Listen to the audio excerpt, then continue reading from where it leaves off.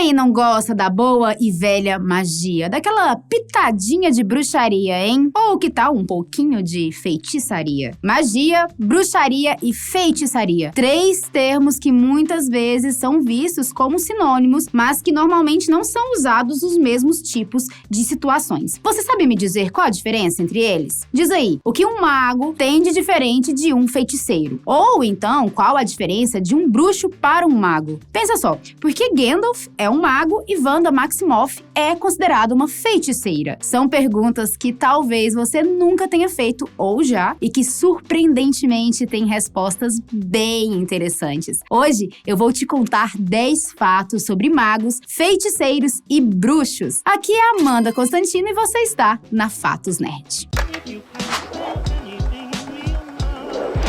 Número 1. Definições incertas. Antes de mais nada, a gente tem que deixar bem claro que não existe uma resposta definitiva para a diferença entre as 3 nomenclaturas. Afinal, não podemos nos esquecer de uma coisa. Até onde se sabe, essa coisa de magia e feitiçaria não existe. Ou talvez exista. Então, cada autor conta a história do jeito que quiser ou como bem preferir. Por exemplo, a definição de um mago no universo Marvel pode não ser a mesma no universo de Senhor dos Anéis. Assim como a definição de magia no universo DC pode ser bem diferente da que existe no mundo de Harry Potter. Tá vendo a confusão? Bom, geralmente a palavra mago se refere a quase todos aqueles que são usuários de magia. Mas calma, não é tão simples assim. O vídeo tá só começando. Para tentar desvendar melhor as diferenças entre a galera que usa magia, a gente pode olhar um pouco para uma das fontes de conhecimento nerd mais antigas que existe, as regras de Dungeons and Dragons, o famoso D&D. Número 2, desvendando os magos. Bora começar com aqueles que são implacáveis? Segundo o nosso querido amigo Patolino, os magos. O comum é que eles sejam estudantes da magia arcana, ou seja, o arsenal mágico deles vem a partir de estudos, de pesquisas e do conhecimento. Sobre o mago, é aquele que fica horas e horas na biblioteca lendo pergaminhos mágicos e tomos arcanos antigos. Por isso, a magia vem a partir dos estudos e da prática. Então, é mais ou menos como qualquer outra habilidade que precisa ser praticada e aprimorada. Número 3, magos famosos. Com esses conceitos de D&D, os personagens que poderiam se encaixar nessa definição seria o Doutor Estranho e a Hermione Granger. No MCU, Stephen Strange precisou estudar e aprender sobre a magia primeiro para então poder usá-la. No final, de médico, ele passou a ser o Mago Supremo. Outro exemplo, que pode até ser controverso e foi feito para dar um pequeno bug nas nossas cabeças, é a Hermione de Harry Potter. Apesar de ser chamada de bruxa por lá, em D&D ela seria considerada uma maga, justamente por ser uma estudiosa ferrenha das artes místicas e conhecer muitos feitiços, alguns que Harry e Ron não sonhariam em conseguir lançar. Número 4, desvendando os feiticeiros. Ao contrário do mago, para um feiticeiro ou uma feiticeira, a magia vem de forma natural, quase como um instinto. Nada de passar horas estudando um simples feitiço. A magia flui diretamente nas veias deles. Isso porque algum laço passado de sangue concedeu a eles esses poderes místicos. Nesse caso, é possível que o feiticeiro tenha sangue de dragão, sangue de alguma força celestial ou até mesmo uma energia infernal. Pode ser também uma ancestralidade com fadas, que acabou de alguma forma dando à pessoa acesso à magia arcana. Mas existe um porém, a força da linhagem sanguínea do feiticeiro limita seu arsenal mágico. Assim, enquanto um mago pode simplesmente estudar e expandir seu arsenal, um feiticeiro não consegue saber nada além do que a sua linhagem permite. E por causa disso, ele acaba concedendo e dominando menos feitiços. Me diz aí se você já sabia disso. Número 5, desvendando os bruxos. Em D&D, a definição de bruxo é bem diferente do que a gente vê em Harry Potter. Acaba que tem um sentido bem mais próximo daquele da cultura popular em geral, em que a bruxa é uma pessoa sombria, que era caçada pelo povo comum para ser queimada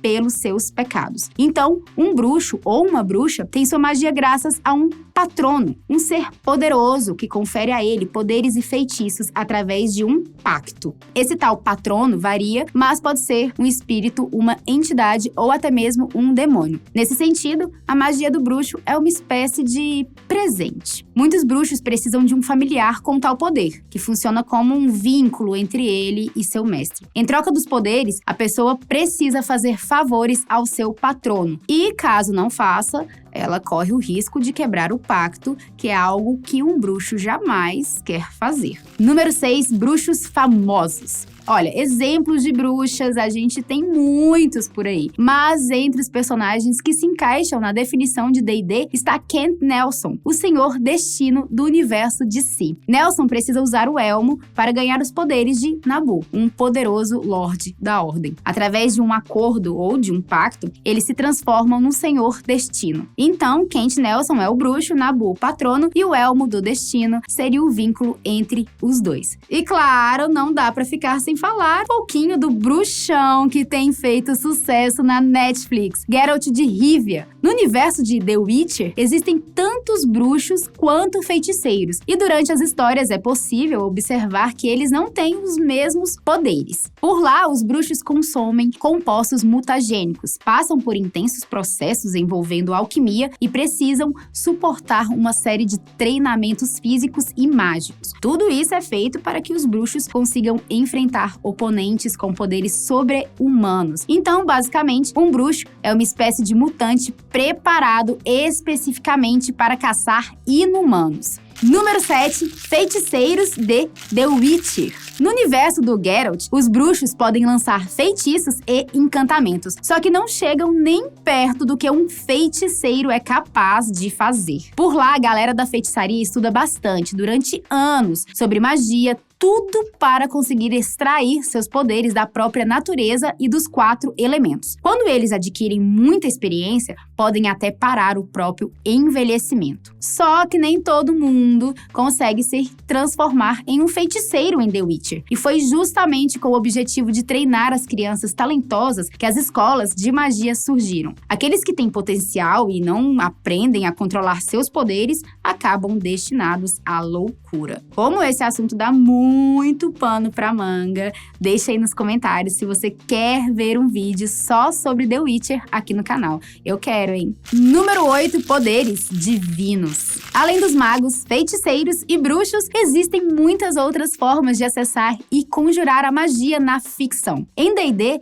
essas outras classes também são usuários mágicos bem poderosos. O clérigo, por exemplo, é um sacerdote ou líder religioso que ganha magia através de uma divindade. Ele ora e segue as filosofias de um deus, que concede a magia divina a ele. Uma clériga ou sacerdotisa famosa é a Melisandre, de Game of Thrones, que serve ao Senhor da Luz daquele mundo. Número 9, poderes da natureza. Agora, quando se trata de magia da natureza ligada às plantas, aos animais e aos elementos naturais, existe o famoso druida. O poder dele vem através de uma conexão profunda com o mundo natural, com as energias primitivas que estão ao nosso redor. Os druidas são uma espécie de guardiões das florestas, dos lagos e até mesmo dos oceanos, usando a própria magia que a natureza concede para então protegê-la. Não é à toa que eles também são conhecidos como magos verdes pelo povo comum. O Radagast, de Hobbit, é um bom exemplo de um druida. Ele é um amigo do Gandalf e tá sempre cheio de cocô de pássaro na barba e no cabelo. Já que eu falei do Gandalf e da Melisandre, vale dizer que nos mundos de Game of Thrones e de Senhor dos Anéis, a magia existe de forma muito mais sutil. É só você reparar que ela não é tão espalhafatosa como em Harry Potter. Tanto Gandalf como Radagast são chamados de magos em seu universo. Já em Game of Thrones, Melisandre usou um feitiço tão poderoso que foi capaz até mesmo de, cuidado com spoiler, trazer o Jon Snow de volta à vida. Aquele dia foi muito louco, quem viu sabe. Número 10, poder maligno. Falando em trazer os mortos de volta à vida, eis que aparece o temido necromante. Ai, que ódio do necromante quando ele aparece no jogo. Quem tá ligado nas histórias do Hobbit também já ouviu falar desse cara. Mas afinal, o que é um necromante? Olha, basicamente, ele é um conjurador especializado em magia necrótica, ou seja, é usada para erguer os mortos, sugar a vida e atrofiar até o mais forte dos homens. Quando aparece um necromante num jogo D&D, É difícil, é triste, a gente chora. Só não pode tirar um no dado. O necromante não é um usuário de magia específica e, na verdade, pode ser um mago, um feiticeiro ou até mesmo um bruxo que simplesmente treinou e estudou a fundo a arte da necromancia. O feiticeiro pode ter uma linhagem de morto-vivo ou o patrono do bruxo pode ter dado a ele feitiços necromânticos. Além disso, até mesmo um clérigo que segue uma divindade da morte ou da necromancia pode lançar magias desse tipo. Meu querido, deu pra perceber que a magia é um negócio complexo e cheio de variedades, não é mesmo? Mas e aí, qual desses usuários de magia você gostaria de ser? Mago? Bruxo? Ou feiticeiro? Já me conta aí nos comentários. Não se esqueça de dar aquele like mágico, de se inscrever nos tomos do nosso canal e de ativar o sininho arcano para não perder nada. Um beijo e fui!